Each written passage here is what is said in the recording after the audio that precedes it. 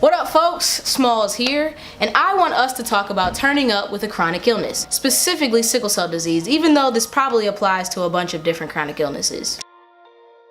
Now, the only problem is that, okay, I have a secret, a confession if you will, because I realize that most people tend to think I'm a lot cooler than I am. The truth is, I'm kind of a nerd.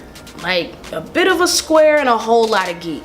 And not in the fun, now trendy, I know all the comic book characters sort of way. No, I mean in the like, I read the dictionary for fun as a kid kind of way. In the way that after I graduated from high school and asked my mom why I never had a curfew, she laughed and said I didn't need one because I didn't go anywhere. Before I even tried cannabis, I talked to my mom about it. And I didn't really start drinking until I was 22. And then I stopped a couple years later because that shit was boring and unfun. I can tell you the number of times I've been drunk, clubbing, and every party I've ever been to. I am not an authority on turning up. Still, I feel it's important to foster this discussion and get this conversation going on a much larger scale because I know the medical professionals and adultier adults aren't gonna do it, and I fully expect to never see it on the agenda of any conference, seminar, or symposium until we demand it. See, this is one of those topics where avoidance is typical but completely unbeneficial. In the same way that preaching abstinence doesn't stop kids from having sex, telling folks with chronic illness to never turn up, party, or go clubbing isn't gonna stop us from trying. So it's better to discuss the safest and healthiest ways to indulge. Now, since I'm no expert in the turn up arena, I consulted some folks who are. This first one is from Shamanica Wiggins, fellow advocate. She says, hydrating before turning up is key. If you know you're about to be out drinking, then the days leading up to the night out, you should increase your water intake. Add some alkaline water to the mix as well as Gatorade or coconut water if you prefer a natural option. Cameron Edwards says, for me, I have a ritual. Take a shot and hope for the best. Don't do that. Don't listen to Cameron. She then goes on to say, no, but seriously, I drink a lot of water before I go out, and of course have a couple of glasses of water while turning up. And then I definitely drink water, Gatorade, or coconut water before I go to sleep. I remember one time I didn't drink water before I put my head down and I went into full-blown crisis the next day. I learned my lesson. Amen for lessons learned. Shabrion says, when I know I'm going to be out drinking, I drink about 3 liters of water before or during the turn up.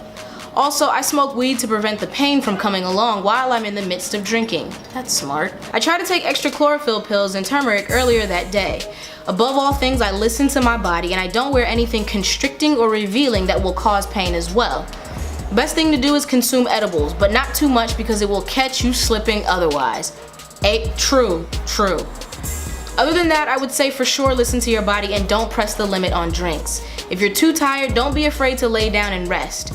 Those would be my best tips to turn up without paying for it later. Taekwon says, hydrating is always my key element. When you think you've had enough water, coconut water, Gatorade, drink more. I use coconut oil in and on my drinks and food as well. And my favorite is actually from Kelly Hargrove. She said it's also about the company you keep. Whenever I go out with my best friend, she's making sure I'm hydrated. After every shot, we're drinking water. She doesn't try to peer pressure me or make me feel bad for not wanting to drink anymore. And if I'm tired and ready to go, she has no problem with that either. Keep people like that in your circle.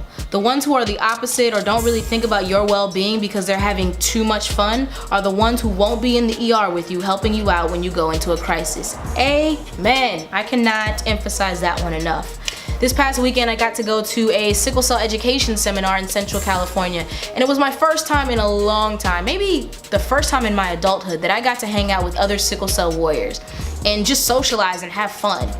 And I noticed a huge difference just in myself, in not worrying about inconveniencing others when I needed to adjust the temperature in the hotel room or the car, or even needing to make late night runs because the water from the hotel just wasn't enough and I needed to fill up my hydration pack. Keeping folks like that in your corner who are looking out for your best interest is amazing. If you don't know any other sickle cell warriors, I would implore you to reach out, socialize, make friends within your community, whatever chronic illness you have, because they're going to understand you in ways that nobody else can. And the folks who love you and care about you will help make sure you're good and well taken care of on a night out. If you have any other tips or suggestions for turning up with a chronic illness or staying healthy while you party and have fun, drop a comment and let me know. Until next time, have fun, be well, and stay tuned for a year of Septembers.